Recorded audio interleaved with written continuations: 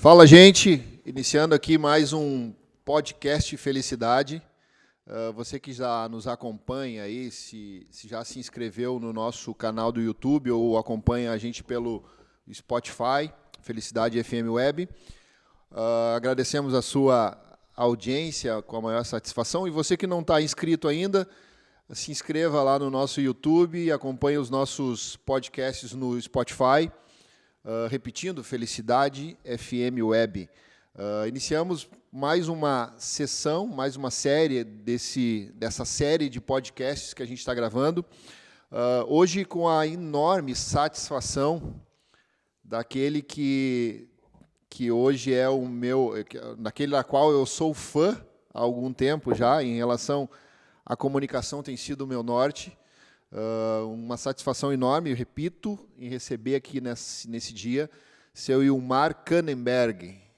Tudo bem com o senhor? Muito bem, muito bem. Eu estou feliz em poder estar aqui, conversar contigo e compartilhar alguma coisa em termos de vivência e convicção em termos de comunicação. Que maravilha. O senhor está sendo humilde, compartilhar alguma coisa. O senhor pode compartilhar tudo com a gente, eu acho que ainda será pouco. Se a gente ficar aqui 2 horas falando, vai ser pouco, 3 horas falando, vai ser pouco, um dia falando, vai ser pouco, devido à história e à importância que o senhor tem para a comunicação, não só no Estado, mas no Brasil e talvez no mundo.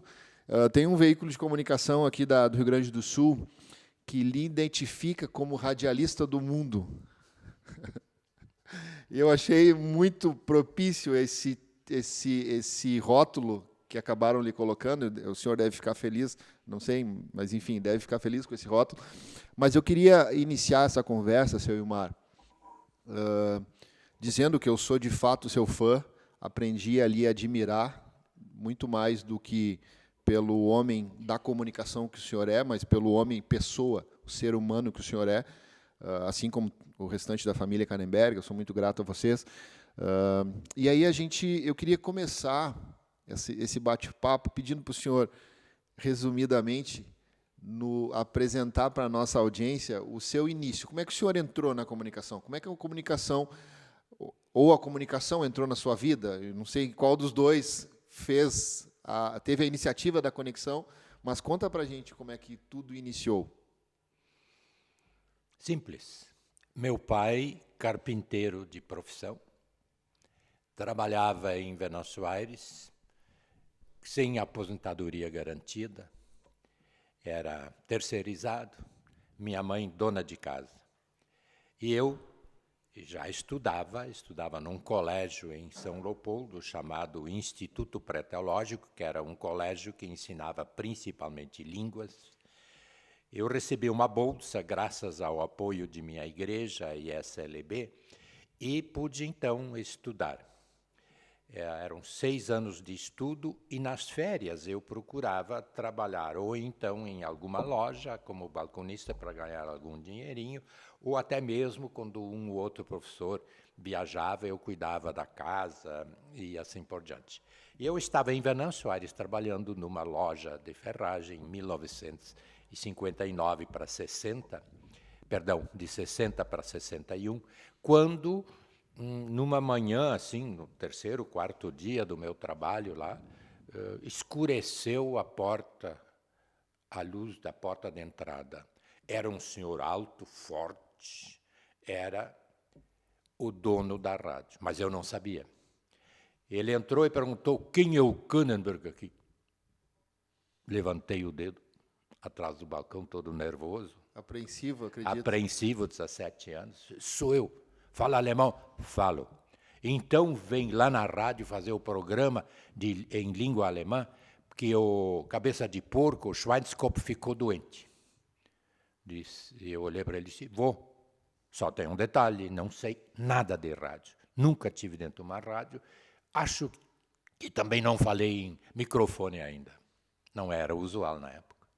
Eu te ensino tudo. Saí de lá em fins de fevereiro com a carteirinha de radialista. O programa teve um ótimo sucesso, eu consegui apoio de muita gente com discos especiais e assim por diante. Bom, aí voltei a estudar em São Leopoldo, desta vez na Faculdade Zeste, na Escola Superior de Teologia, para fazer o curso de teologia. E passei a conversar com o pessoal da rádio de São Leopoldo, a Rádio Progresso, como é que chamava na época, e eles foram muito gentis, me ouviram, e finalmente fechamos um negócio para o pior horário, de acordo com eles, que era sábado à tarde, após o almoço. Aceitei o desafio e, com isso, eu vendia a publicidade e repassava X% para a empresa. Eles ficaram felizes, cresceu a audiência, e fiz este programa de 61 a 65. Né? E aí eu conheci tudo o que eles me ensinaram, o que eu não sabia, em termos de produção, em termos de locução, de usar frases curtas, de evitar muito adjetivo e assim por diante. Bom, quando eu já estava na reta final do estudo de teologia, depois de quase 5 anos completos, um professor meu, que era professor de hebraico e Antigo Testamento, teologia do Antigo Testamento, me chama às 10 horas da noite para o apartamento dele. Ele fazia isso quando queria conversar sério com algum estudante. Pensei comigo, bom, entreguei todos os trabalhos científicos escritos que tinha que entregar, entreguei, e o meu trabalho em teologia sistemática ou dogmática era o conceito de palavra de Deus nos escritos confessionais da Reforma. Foi minha tese. E essa repercutiu bem. Bom, então ele me chamou e a esposa dele estava lá. Que estranho. Esposa, jovem, bonitinha, vai assistir. Aí ele foi falando, tá? E disse para mim, cara, eu ouço esse teu programa de rádio aí. Que coisa bem ruim. Sério? Não dá para... Jogou o balde de água fria. Não dá para aguentar. Mas, por isso que minha esposa está aqui, vou te dizer em off, tu vais ganhar uma bolsa para o exterior para aperfeiçoar a tua teologia, vai ser na Alemanha, provavelmente em Berlim, mas eu quero te perguntar, já que o meu cunhado, o irmão da minha esposa, é diretor do departamento cultural da rádio de Frankfurt, na Alemanha, se tu queres exercer um estágio prático de rádio. Deixa eu lhe perguntar, desculpa lhe cortar. Nessas alturas do campeonato, nessas alturas da sua vida, o senhor com que 18 anos, 17 ainda, 17, 18 anos, já era uma paixão a comunicação? Sim. O senhor já tinha se apaixonado por isso? Sim, veja bem. Objetivo de vida? Veja bem, eu, enquanto estudante de teologia, além de me envolver com um grupo de jovens, eu fiz a Escola de Líderes, uma escola excepcional aqui na Instituição Evangélica Novo Hamburgo, naquela ocasião, com o professor Schmeling e o professor Sarlet. Foi um espetáculo. Em seguida, eu assumi o trabalho aqui na comunidade evangélica de Hamburgo Velho, da Igreja do Relógio, assumi um grupo de jovens, que eu levei até o final do meu estudo. Então, eu fazia o programa de rádio, saía da rádio, vinha para Hamburgo Velho, Novo Hamburgo, para este programa e trabalho com jovens. Ao mesmo tempo, eu me envolvi com uma entidade de teatro, dramatização, poesia, sketch, etc., etc. E me tornei presidente da chamada OTERCS, Organização de Teatro das Escolas Evangélicas do Rio Grande do Sul, que acabou abrangendo Santa Catarina e Paraná também, e depois. Isso foi a maneira como eu, na prática, entrei na área de arte, de teatro, de formulação, de frases, além de escrever para várias revistas. A igreja tinha a revista dos jovens, eu escrevia e assim por diante. Bom, resultado, me formei, o culto de encerramento foi num domingo de junho. Segunda, eu embarquei para a Europa de navio. Neste meio tempo, eu já tive a felicidade de conhecer a minha melhor metade. que era estudante do Colégio Sinodal em São Leopoldo, e a gente se conheceu e começamos a trabalhar juntos. Acabei noivando e fui.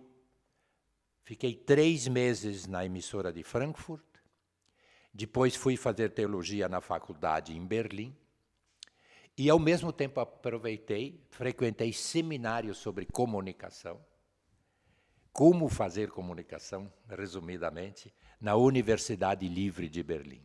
Então eu conhecia a mentalidade lá.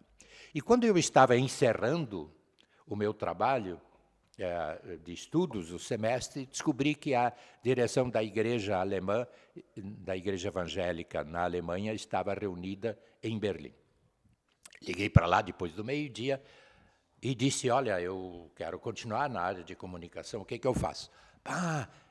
O cara que manda nisso aí saiu ao meio-dia, mas eu te mando.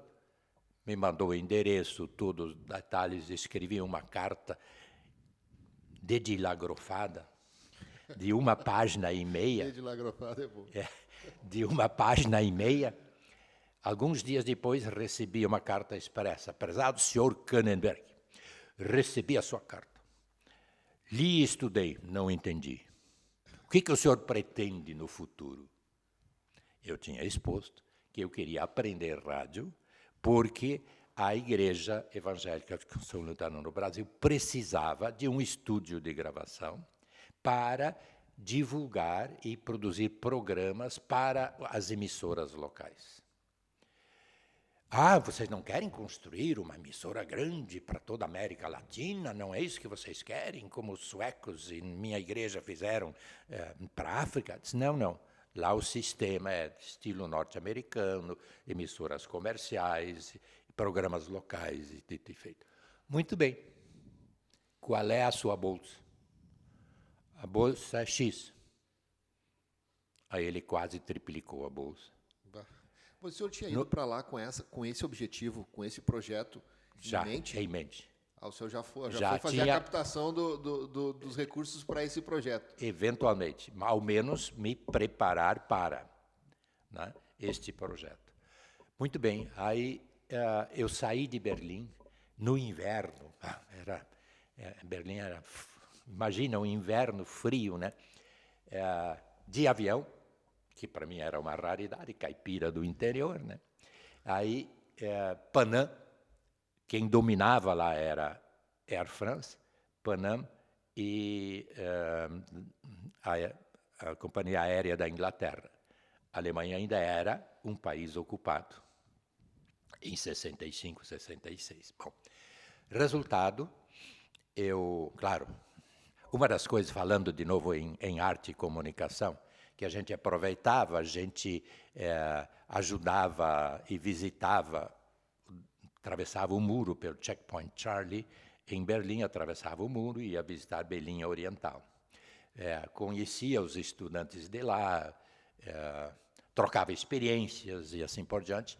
E, às vezes, à noite, a gente ia, e isso para mim era o máximo, no teatro famoso da Alemanha Oriental, que era de Bertolt Brecht.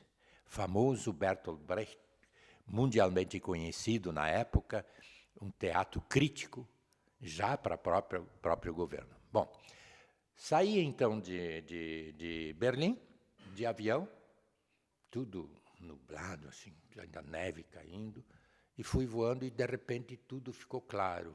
Sol, verde, sul da Alemanha, lindo, lindo, lindo.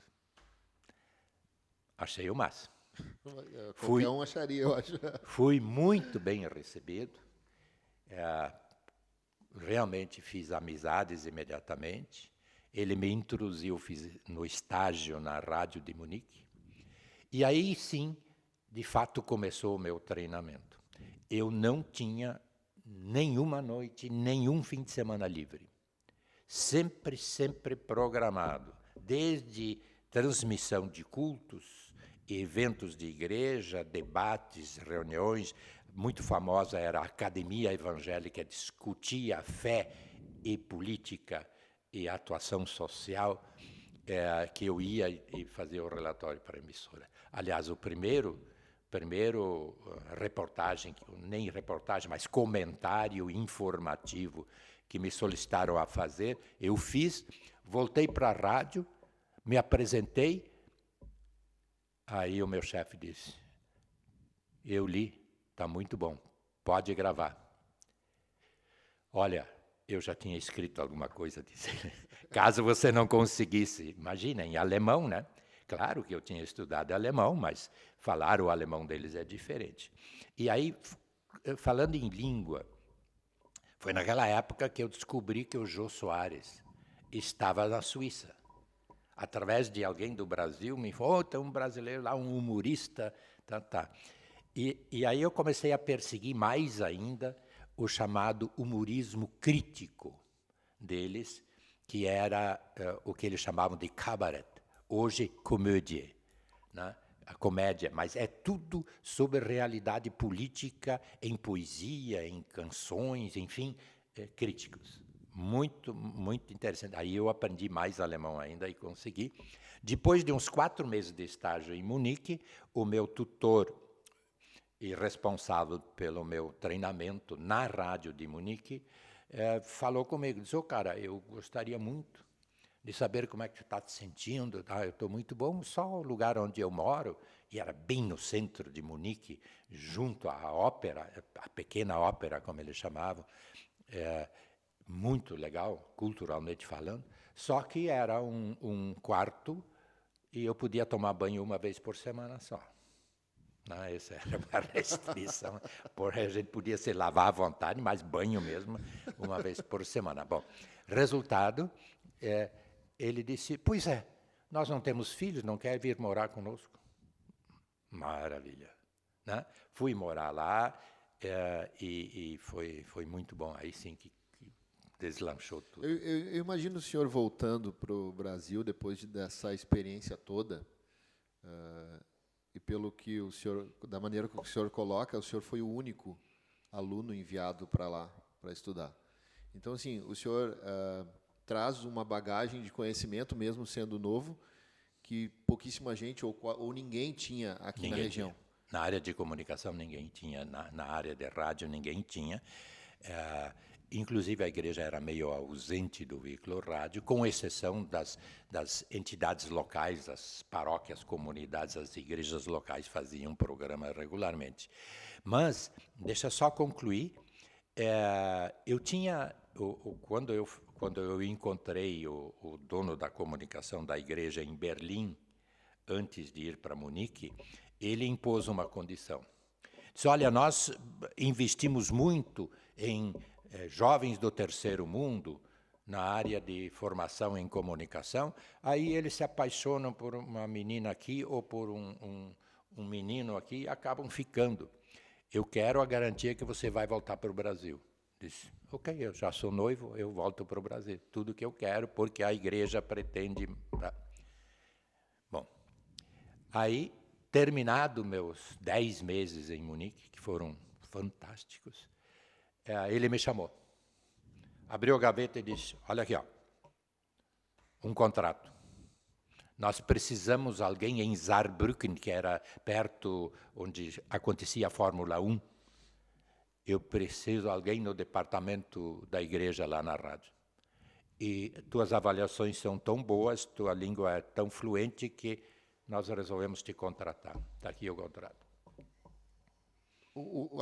A mesma pessoa que lhe pediu a garantia de volta para o Brasil. Aí eu disse, mas o senhor lembra o que exigiu de mim em Berlim? Quem foi? Expliquei para ele de novo. Ah, é? Bom, então lamento muito. Pegou o contrato, guardou e disse, chamou a secretária, Muri, blá, blá, blá, eu não entendi, eles falaram meio bávaro assim, né? E nem prestei muita atenção, eu estava nervoso, né? Não demorou muito, ela voltou e disse, ok, daqui uma semana ele pode estar lá. Onde? Fiquei comigo, onde? Lá onde? Aí ele disse, você vai fazer um estágio na BBC de Londres, junto com a WAC, a World Association for Christian Communication, cuja sede é em Londres, e ele era o tesoureiro mundial, uma entidade mundial. vai lá e vai ficar uns 2, 3 meses, vamos ver como é que sai. E depois ainda vai conhecer o sistema holandês de comunicação, que era bem diferente do alemão e do inglês. Pois assim eu fiquei em Londres, foi lindo, muito bom. Conheci a Holanda, para quem eu escrevia programas depois. Moral da história, retornei ao Brasil e fui designado, eu era pastor recém-formado, tinha que trabalhar numa comunidade, prestar serviço pastoral. Fui para Tuparandi. Em seguida casei e quando eu tinha casado uns 3 ou 4 meses casado, eu recebo uma notícia da TV alemã e da igreja alemã dizendo que eles queriam fazer uma reportagem fotográfica e de filmagem pelo Brasil. E perguntavam se eu poderia acompanhar este senhor que vinha, que ele era conhecido, já tinha estado na Ásia, na África. Fui. Disse sim. A direção da igreja concordou.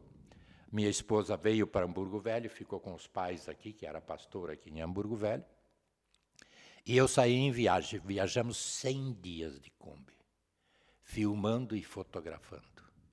Desde o trabalho indígena da igreja no interior de Tenente Portela, a migração que estava acontecendo para Santa Catarina, da Gauchada para o oeste de Santa Catarina, e assim por diante. Viajamos, e aí estamos nas novas áreas do Paraná. Deixa eu só contar esse episódio aí, bem interessante. Por favor. Atravessamos de Kombi, tivemos em Marechal Cândido Rondão, onde era pastor um jovem colega meu, que estudou no mesmo... Né? E saímos, atravessamos 7 Quedas, o Rio Paraná, que ainda estava intacto na ocasião. Chegamos ao outro lado e tinha alfândega. O que o senhor quer? Tá, explicamos. Todas essas malas de alumínio aí, tudo material de filmagem. Tá bom então, boa viagem. Mas nós não tínhamos uma autorização escrita. Né? Aí viajamos uns 125 quilômetros, mais ou menos. Aí esse senhor da Alemanha, que estava acostumado em dirigir em asfalto, estava dirigindo, se descuidou e estourou a Kombi. E não andava mais, não tinha jeito. Bom, aí no meio da estepe, assim, né, com as árvores crescendo para baixo e areia e tudo, eu desembarquei. Cena de filme. Cena de filme. Eu desembarquei, vi uns 2 gurizinhos. Cara, onde é que nós estamos aqui? Vocês estão, tá, eu não me lembro mais o nome. E como é que a gente continua? Não, para Campo Grande nós iríamos filmar o Hospital do Pênfigo, que era coordenado por um médico de Curitiba e tratava de uma doença exclusiva, tinha só 2 hospitais no Brasil, Campo Grande e São Paulo. Era problema de nutrição, especialmente de indígenas, o pessoal que vivia no interior, que certa coisa que eles comiam e fazia mal e pegavam uma espécie de sarna mais grossa, assim. Bom, aí eu falei com os meninos, eles disseram, o senhor alemão mesmo tinha descido, né? O Lágua tinha descido da Kombi, e aí ele disse, os guris disseram, acho bom esse senhor ficar lá. Ontem nós ainda vimos onça por aqui. Bom, até hoje não sei se foi trote ou o que foi. Em todos os casos, eu consegui uma carona para a próxima cidade. O senhor não ficou para descobrir isso, na verdade. Eu consegui uma carona para a próxima aldeia ou cidade para contratar um caminhão a fim de carregar a Kombi e levar de volta para o Paraná para conserto. Foi uma noite incrível que eu passei. Era tamanho desta sala, assim, digamos, 5 por 5, né, mais ou menos. Metade era bar, cheio de gente tomando um aperitivo, uma cervejinha e falando uma língua que eu não entendia. O dono do bar falava português, eles falavam Guarani.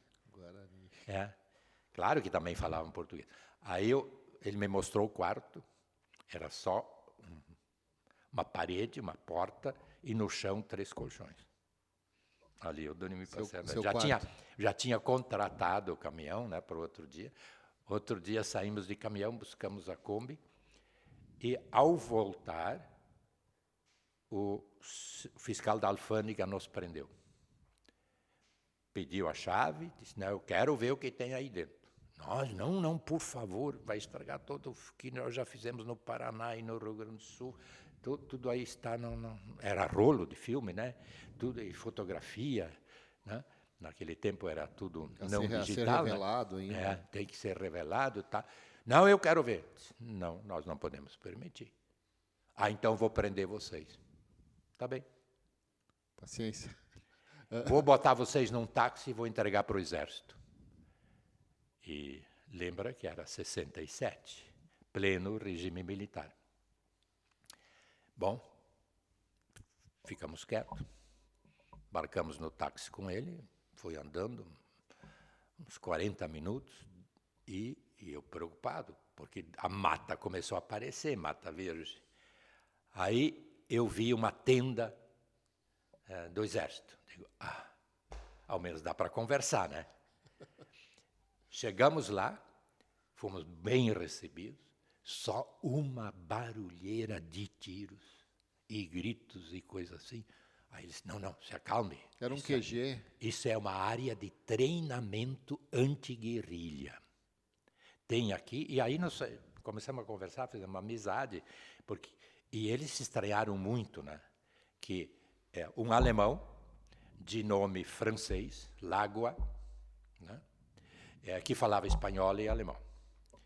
Eu, brasileiro, com nome alemão, que falava alemão e português.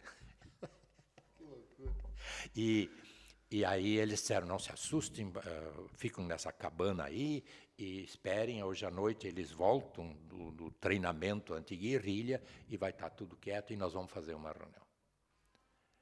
Mas vocês precisavam ter uma licença para entrar aqui, isso aqui é área militar. Aí nos contaram que de 100 em 100 quilômetros até a Guiana havia esses postos de treinamento. E porque estava periclitante a coisa, né? Quem é que estava na Bolívia, e nós estávamos bem na divisa, perto da Bolívia, Che Guevara. Né? No seu auge, talvez, né? Bom, moral da história, nós fomos para a reunião, eles nos trataram muito bem, sentaram num grande círculo, assim, o chefe era um tal de Padilha, aqui do Sul, loiro, né?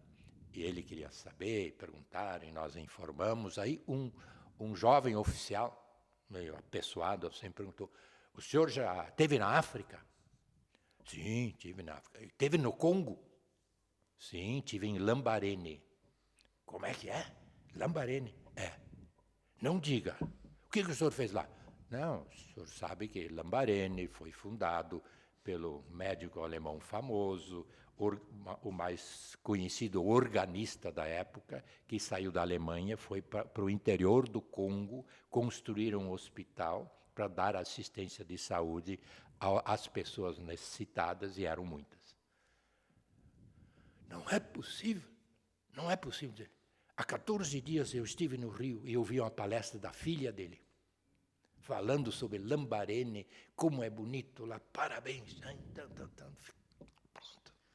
Moral da história, o comandante disse, amanhã está pronta a autorização para vocês seguirem ou voltarem para o Paraná, como quiserem.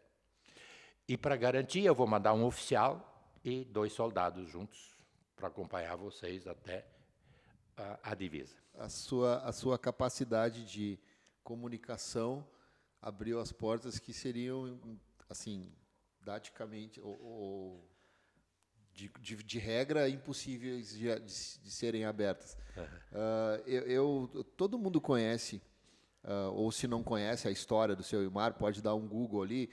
O seu Ilmar é fundador, talvez, das maiores emissoras de rádio aqui do Rio Grande do Sul, e fundador da Felicidade FM Web, do grupo de áudio e comunicação. Tem coparticipação em Rádio União, Rádio Alegria e tantas outras que eu não saberia nem dizer.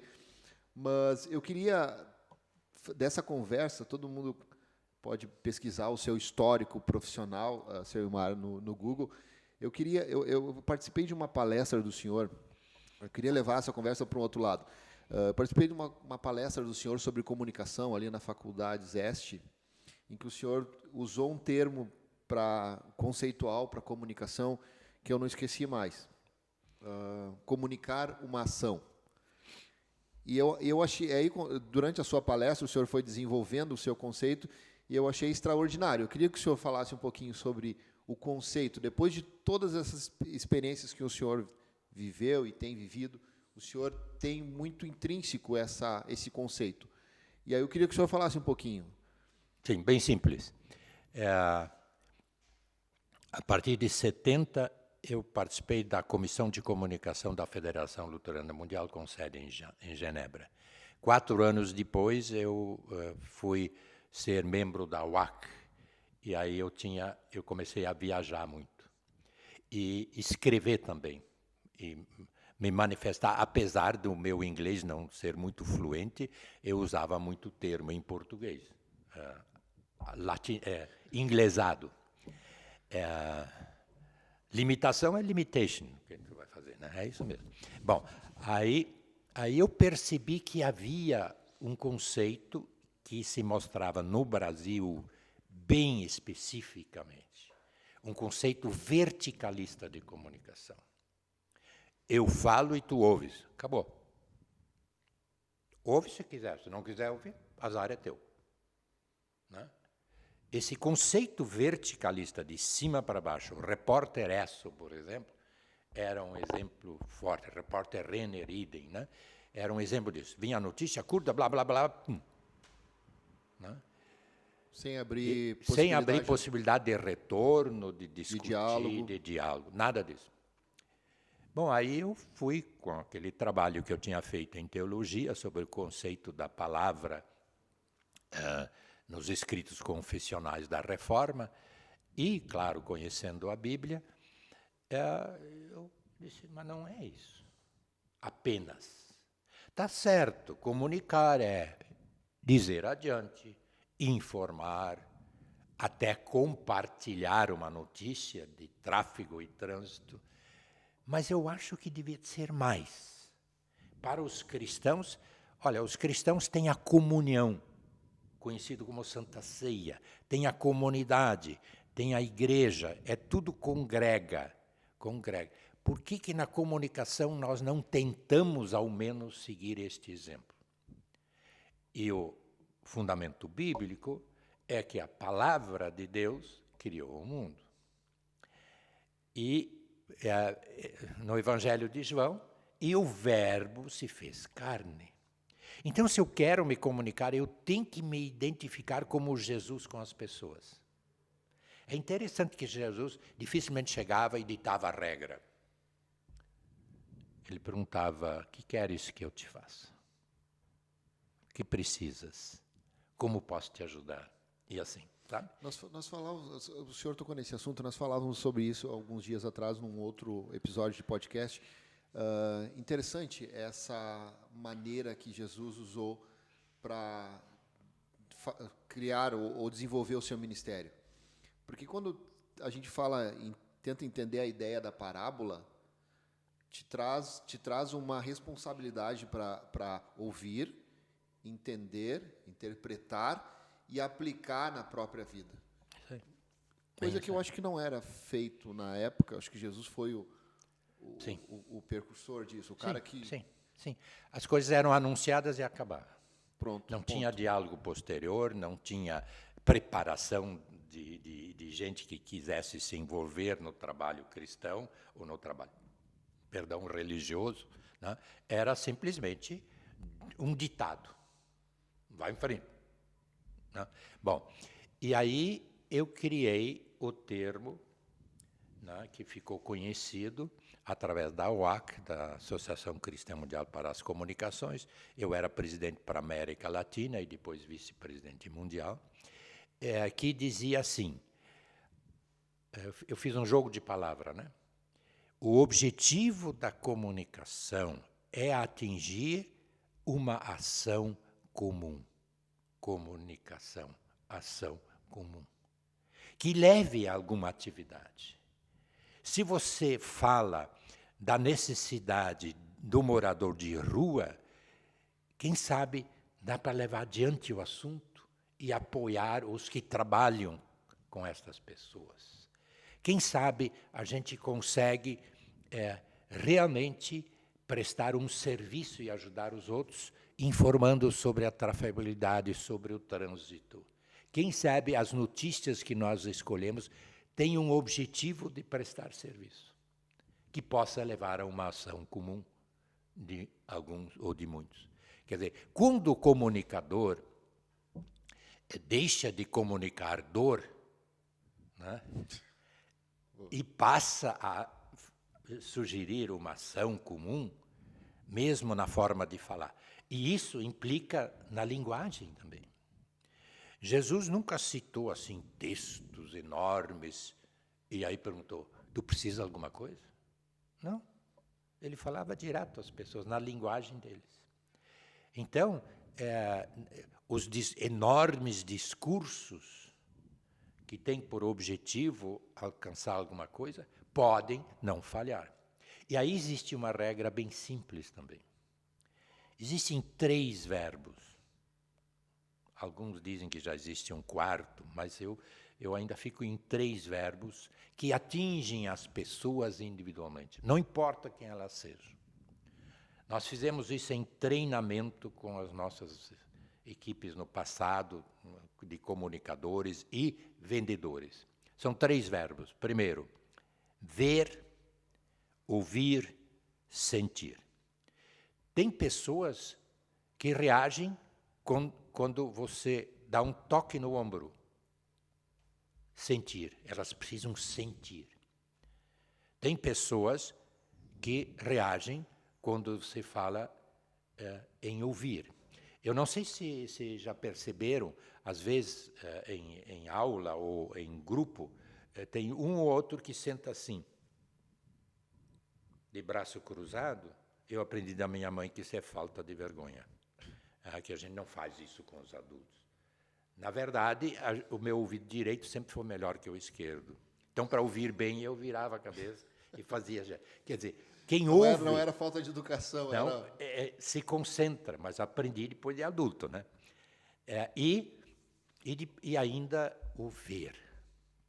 Nós fizemos o treinamento numa emissora em que a pessoa que coordenou o treinamento, depois de 1 hora e pouco de diálogo, levantou e disse: agora eu preciso de um abraço.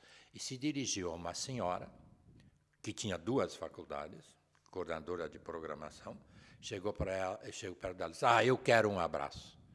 E ela recuou. Botou as mãos nas costas e recuou e ficou olhando para ele. Todo mundo ficou assustado, porque ela não era assim, né?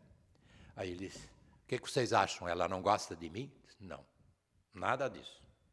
Ela é visual, ela tem que me enxergar para me entender.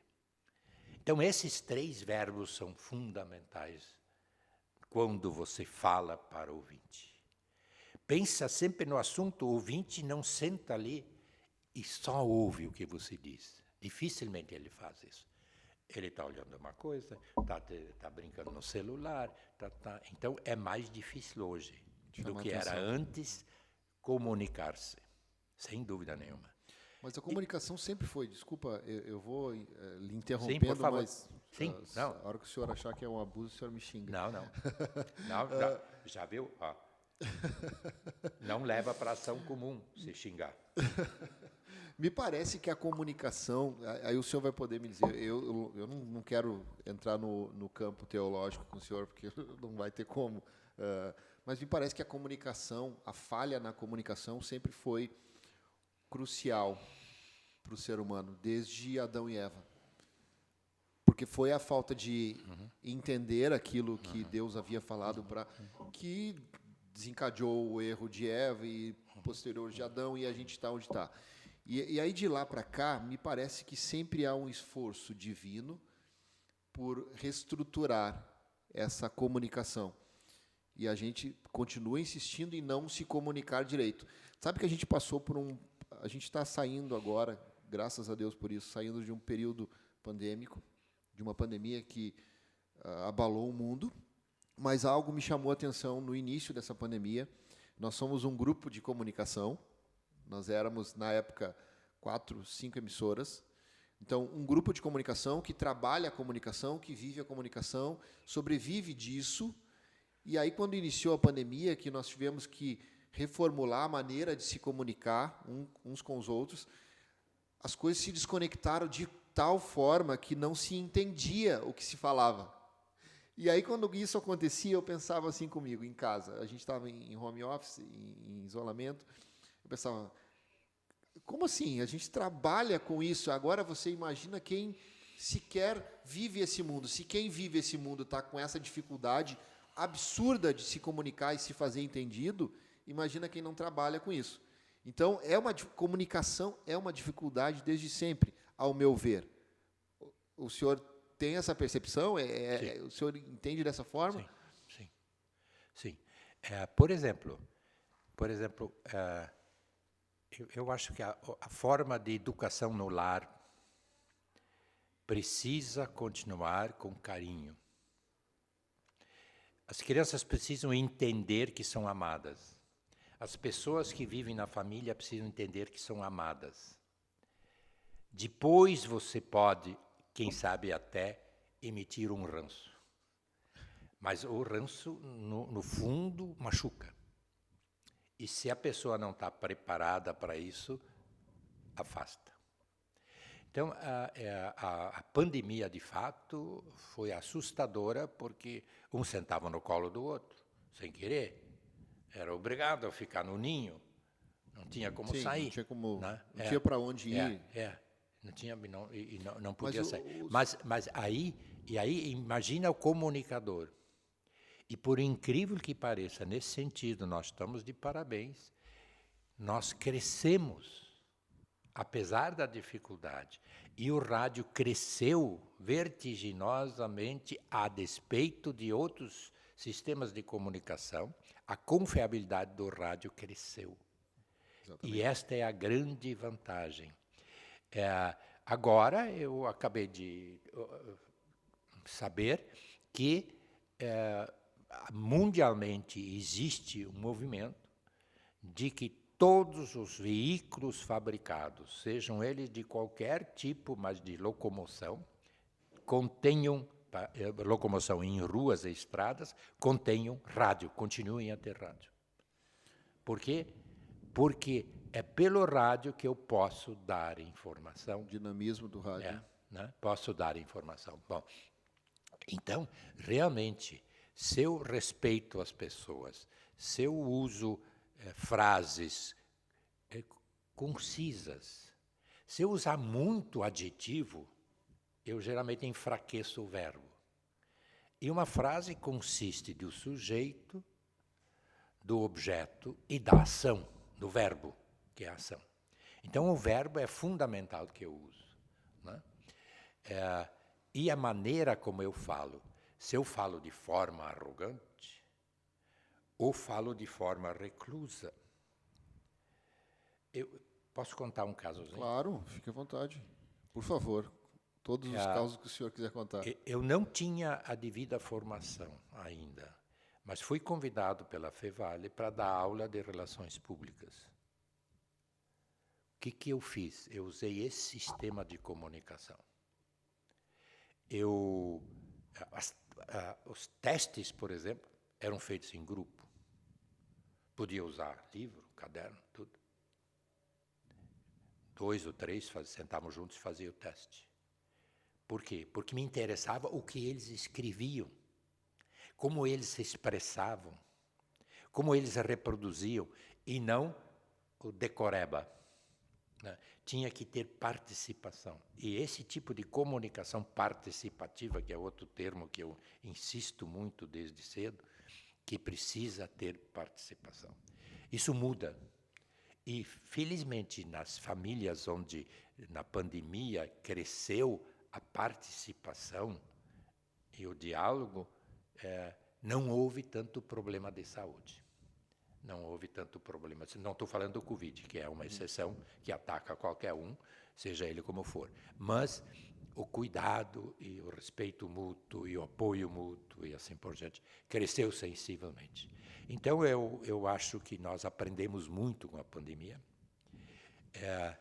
Muito perigoso é qualquer tipo de arrogância na comunicação. E eu não desejo que ninguém de nós seja assim. E outra, por que esta rádio aqui se chama Felicidade? Né? Quer dizer, o termo felicidade é o resultado de uma comunicação bem-sucedida, em que eu me comunico, ajudo as pessoas, mostro um caminho, que elas podem aceitar ou não, mas indico, ajudo, apoio, sou parceiro. Que qualquer que for a idade, seja feliz. E qualquer que for a cidade, também seja feliz. Feliz, idade, felicidade, né? Então, e as outras emissoras nossas, né? Sorriso. Por quê? Como é bom ver alguém sorrir. É contagiante, né? É contagiante, não é verdade? É verdade. O senhor falou de participação, uma comunicação participativa. Alguns anos, logo que eu cheguei aqui no Grupo Dial, havia discussão no meio comunicação, no meio rádio, principalmente na radiodifusão, sobre a questão da participação. E nós temos uma característica, talvez única, comparada às outras emissoras, é que essa participação, essa comunicação participativa, ela é muito ativa nas nossas rádios, em função dessa, inclusive do seu conceito de comunicação, aquilo que o senhor implantou de forma muito louvável nas nossas emissoras, mas a Felicidade, por exemplo, chega a ter 200, 250 mensagens de ouvintes que param e mandam atualização de trânsito, que param e contrapõem, às vezes, o comunicador, e aí isso o obriga a ter o domínio daquilo que ele vai comunicar, porque ele sabe que ele vai ter o contraponto. Então, assim, acho que o caminho tem sido muito bem trilhado em cima dos ensinamentos que o senhor tem deixado. A gente tem conseguido alcançar alguns objetivos bem importantes. Nesse sentido, eu quero dizer o seguinte. Eu entreguei essa convicção, mas quem realmente merece aplausos são vocês. São os comunicadores, são os nossos ouvintes, que formam esta ação comum, que querem se interligar, que querem opinar, que não... O fato de eu dizer não, eu não concordo contigo, não significa que eu estou te rejeitando. Sabe? Se tu sente que por detrás está uma divergência positiva, proativa para melhorar, ótimo, maravilha. Melhorar o geral, né? E o respeito ao outro e o bem-querer sempre é uma coisa altamente positiva. Que legal. Olha, parabéns à Felicidade. Obrigado. Eu devo dizer que eu estou fazendo aquilo que minha idade prescreve. Oi, cara, tenta. Então, eu estou numa feliz idade. Graças a vocês, aos nossos ouvintes, a ação comum. Muito grato. Legal, a gente fica feliz pelo reconhecimento. O senhor é um exemplo para a gente e a gente vai tentar sempre desenvolver aquilo que o senhor deixou de conceito básico daquilo que é comunicação.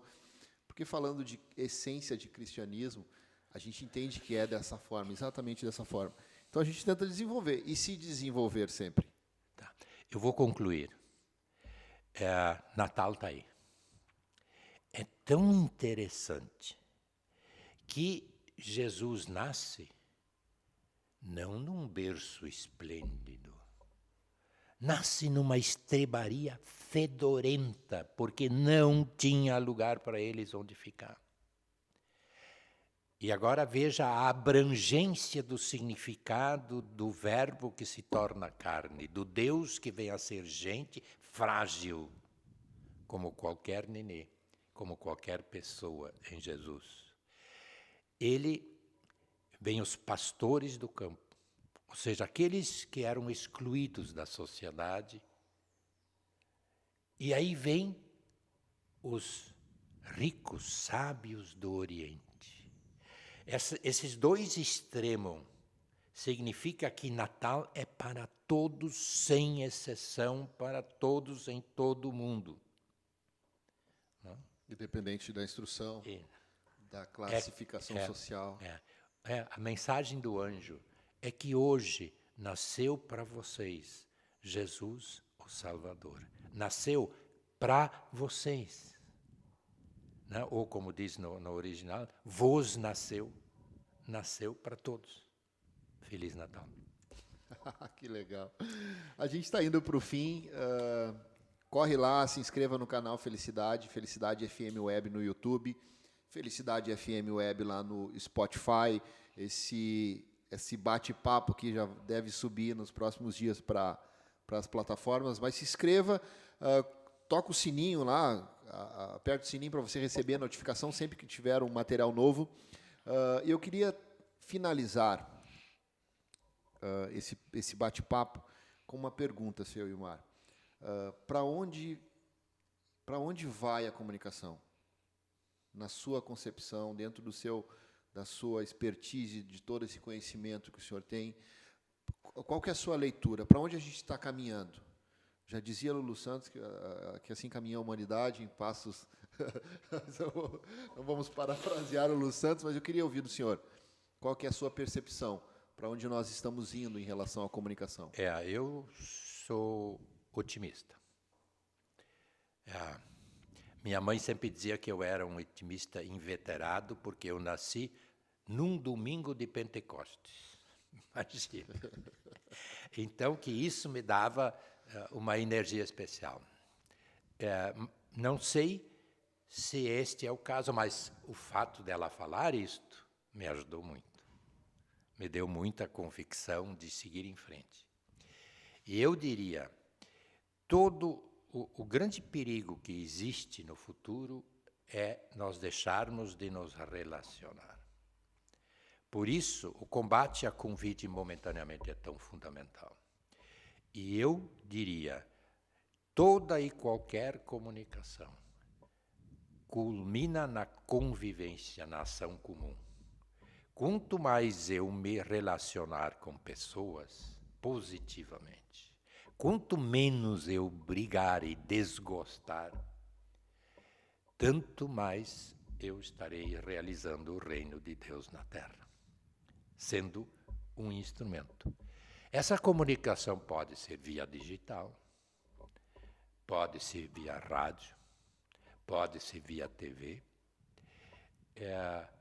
A verdade é que a felicidade tem um grupo, uma comunidade, uma comunhão de gente enorme que participa e que se envolve. E este é o nosso objetivo. Nós não podemos atingir o mundo todo como Rádio Felicidade, mas atingir bem, ou melhor, se comunicar, gerar uma ação comum para aqueles que nos ouvem, que são nossos parceiros. Então, para onde vai a comunicação? Ela só pode ir para um lugar: melhorar o ser humano, a convivência e o bem-estar de todos, sem exceção. Que legal. Obrigado, senhor Ilmar. É sempre uma satisfação muito, muito grande para mim conversar com o senhor, ouvir o senhor. Agora espero que os nossos espectadores ou ouvintes através do Spotify também tenham essa oportunidade de lhe ouvir e crescer em conhecimento, enfim, crescer em ser humano, em ser de fato humano. Valeu, gente. Corre lá, se inscreva no nosso canal. Felicidade FM Web no YouTube, Felicidade FM Web no Spotify e nos acompanhe no Dial Felicidade 90.3. A gente espera vocês lá. Valeu, um abraço. Obrigado, seu Ilmar. Eu que agradeço.